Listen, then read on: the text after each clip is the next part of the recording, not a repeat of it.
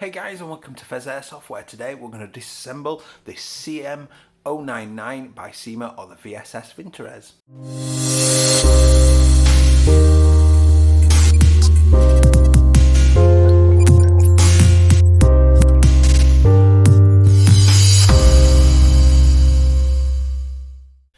So I just want to make a note on safety. Whether I'm disassembling, unboxing, chronoing, whatever it is I'm doing, I always make sure I'm in a completely safe environment. So that means most of my videos I'm always wearing eye protection just to make sure that my eyesight stays safe. Before I do that, I always make sure that there's no ammunition in any of the mags or in the gun itself. Make sure that the mags are unloaded and unwound to make sure that nothing can happen with that.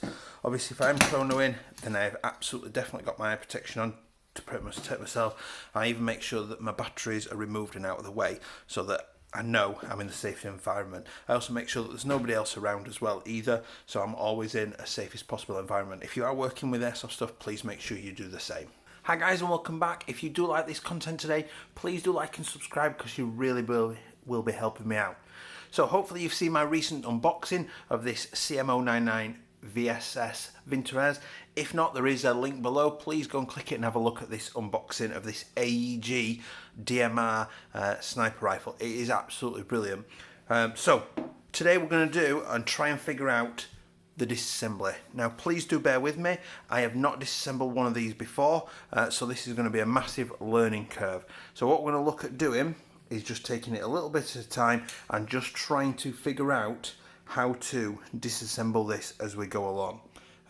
So it does look like the end cap will come out, but how it comes out I don't know. It looks like I could do with my needle nose pliers to get in there. So I've got my needle nose. Let's see if that will actually unscrew. Oh, it does as well. Note the surprise in my voice. I wasn't actually expecting that to work. So if we unscrew that a little bit more, just so I can start getting some grip on it.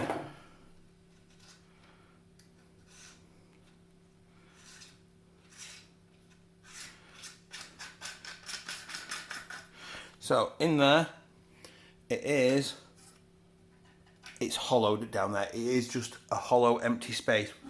So in theory, you could, if you wished, fill it with foam, I suppose. It might insulate some of the noise, it might not, but the barrel literally comes to this point here, so it's just sitting just into this little adapter.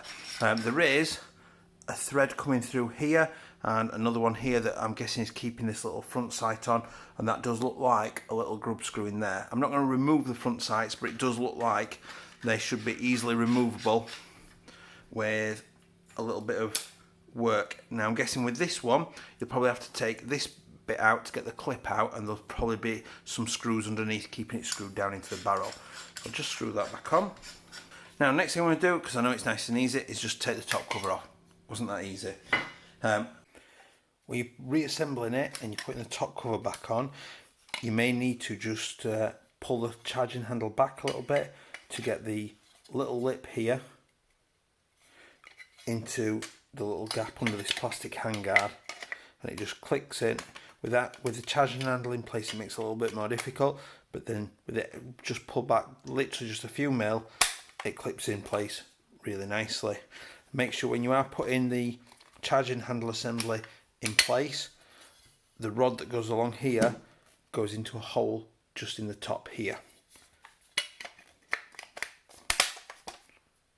What we're going to do now is looking at removing this outer barrel. Now I'm guessing this screw and this screw will release it and let go of that. Yep.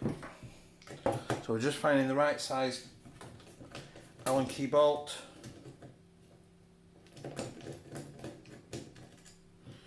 That's loose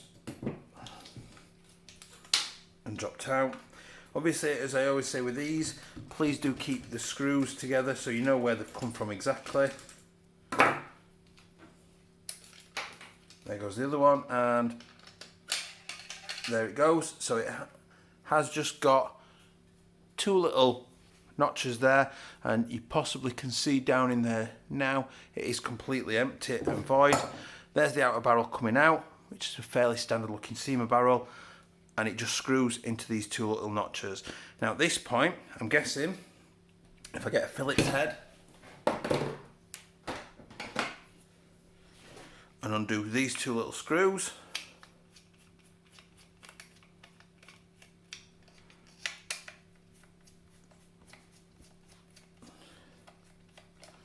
I'm going to tip this over and see if I can get those out.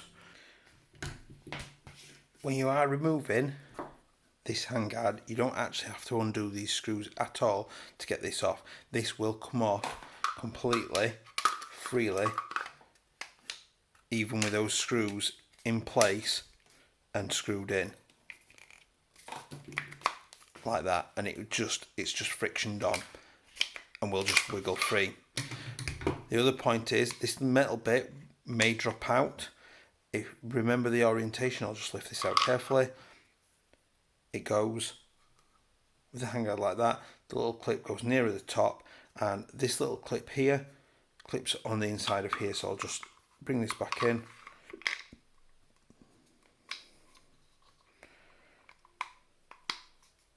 And clips in like that. So I'm going to push that in and lift that up if I can. Or is it one of the integral kinds? Oh no, there we go. So I've pushed that forward and lifted that up, and that takes the charge and handle assembly out of the way. Next thing, we're going to try and figure out the stock. Now, by the looks of this, we've got a screw in the bottom here, we've got a screw here, and then we've also got 2 body pins here. In fact, 3 body pins. So I'm pretty certain I'm going to have to remove all of those to get those off. So the first thing I'm going to do is I'm going to remove the stock pad, get that out of the way. I'm going to hang the wiring out, so when this comes away I'm not going to catch it or tug on it or anything and damage it. First thing I'm going to do is I'm going to remove the 2 screws and see if that loosens anything up. I'm just going to find the correct bit. So it took some finding, but I finally found a part to unscrew the screw that actually goes into the motor cage. So that's that one out.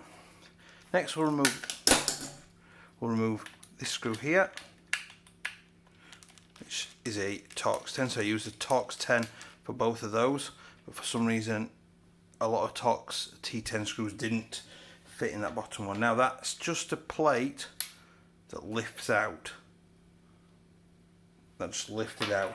Now that stock still isn't budging, but you can see there that the wiring is going down there, and there is another little screw under there in a minute. So what I'm going to do is I'm going to knock these pins out. Now from looking at this, I can see there's teeth there, there and there. So I'm going to knock these pins out off camera, and then I'm going to see if this will come off. But I dare say that that screw might need to come out as well. Now all 3 pins are out, but that stock's still not moving. So I'm going to remove this screw just to confirm the pins. So the thinnest pin came from the bottom there, and the teeth, as you can see there's little teeth on there, came out of the right hand side. Now it might be different depending on ones you get. This pin had a much bigger head and a much smaller. As you can see, there's a big size difference there between the 2, and that came out of the top there. So it's thinner hole this side, much thicker hole that side, and then the in-between pin with the teeth came out of there at the back there. So I've got those arranged in a way that I know what they are. So let's get this little Phillips head out. I can feel the stock's got a lot more wobbly. There is the screw, so it was just that screw as well, and the stock just slides away, catching my wire in there. The fuse adapter just catching on, and there it is. So you've got a little bit of plastic there just from the moulding process, I'm guessing, possibly machined out a little. It does look like it's maybe been dremelled out a little bit, but there is your stock. That is really solid. There is no channel coming up from the bottom, so if you are thinking of anything, there's no channel up there. The only way to get wiring down is down the top there, and there is obviously that screw in the way there to keep that in. So I'll get that out of the way. That screw's still not come out of there yet, still not playing nice with us. I dare say we might need to get it out, But the next thing is to get rid of that. Now there are teeth around this little screw here holding in the selector, so I can get it quite easily with my needle nose and just unscrew it. This is assuming it is like a traditional AK. And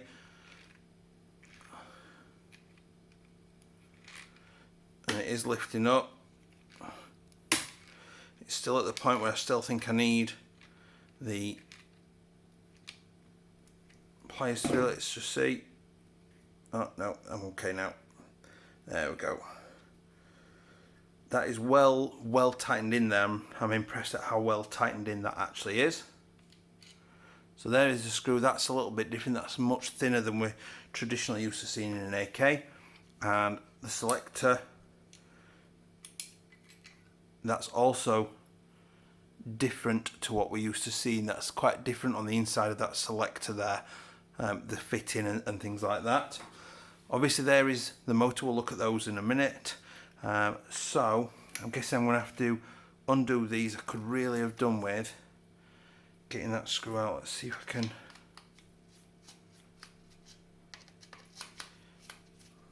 No, it doesn't want to come out. So I'll undo these screws here, which should loosen up the hop and the barrel enough to let this out. Yeah, so the barrel and the hop move forward slightly, and there goes the gearbox. Now that is looking exactly like a bog standard AK gearbox. However, this cam is definitely looking a little bit different to a traditional one, because it's normally a 3-part system where you've got the part under here. This part usually anchors on here, 2-part even I suppose. So they've bypassed all of this anchoring point here altogether, and they've gone for this. Now I'm not honestly sure if this is on a normal AK gearbox or if this gearbox itself, the shell, is unique to this particular gun. I don't really recall that being here on other models. Now in terms of this, when you're rebuilding it, the teeth should marry up perfectly. So the first teeth should all link together like that up to the last 2 teeth like that. They should all marry up perfectly. So I'm going to carefully lift that out. It's definitely based off an AK selector. Now from what I've seen on the Taiwan Gun website, these are 7mm metal bushings. Now obviously if you're wanting that better performance where it just turns over that little bit quicker, you may wish to obviously replace those with bearings just to make it a little bit freer to turn this over. But particularly on an 11.1, because you're not going to be running it at full auto, I would say it's possibly not needed. So we've got the black terminal there. I'm just going to pop that off, and the red terminal that side, I'm going to pop that off. There we go. Those were well on there, like really stiff to get off. That's a good sign. You want those sort of tight gripped on there, because obviously it means you've got the maximum contact.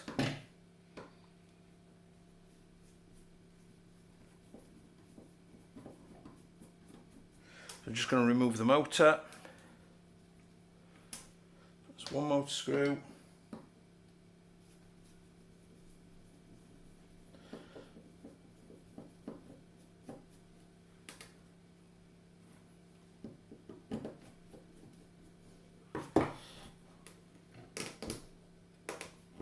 There's the other motor screw. They are identical. Oh no, the back one was slightly longer in mine. I don't know if it will be different in other people's. Oh no, take that back. They're both identical. Pheas is getting carried away. So wiggle that motor out. There's the motor. Now there does appear, oh, it's just the connectors there. So the wiring comes off the back. You've got the connectors there, and they've put a big section of heat shrink there to keep that all together, and those are just wiring connectors in there. I almost said I wonder if that's a MOSFET, but it's definitely not. So I'm going to remove this part of the cam. You've got an absolutely stereotypical AK selector plate there on that side.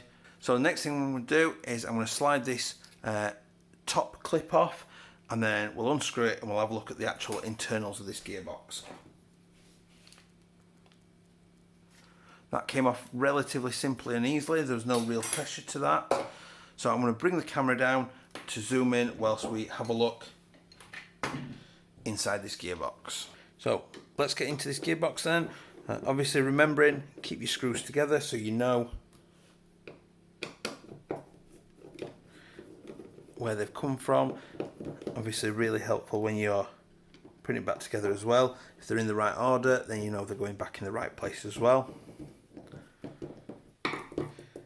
It's not as difficult as a disassembly as I was expecting. Just remove that. There is quite a bit of red sort of thread lock around some of the screws, particularly sort of this screw here, the one on the little selector cam. Pop that out. There we go.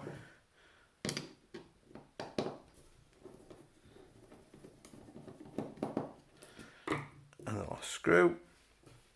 So what I'm going to do is, as I start splitting it, usual trick, I'm going to put a screwdriver in the back there and just hold that down. I've missed a bit. I've missed a little clip. Come on, Pheas. My defence is late at night.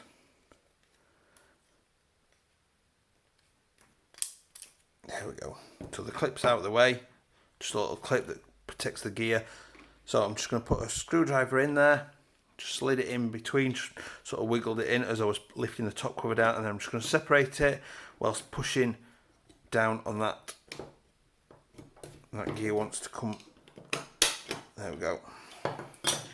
So there we go. That is an absolute atypical standard Cyma gearbox. So you've got the blue plastic spring guide there. It's not bearing based, it's just got a little brass O-ring on the end there. You've got the nice blue plastic parts all over. You've got what is a strong spring. Obviously it must be to give you sort of the FPS it's giving you. Air seal, check the air seal. It must be a good spring because there is no air seal there whatsoever. I'm going in and out. So to give you the kind of FPS it's giving you, that must be a pretty good spring. I'll just click that back in. Nice blue plastic parts all around. Obviously with the air nozzle on, again, there's not going to be any air seal. The gear set looks like their standard gear set as well. That one is looking a little bit different.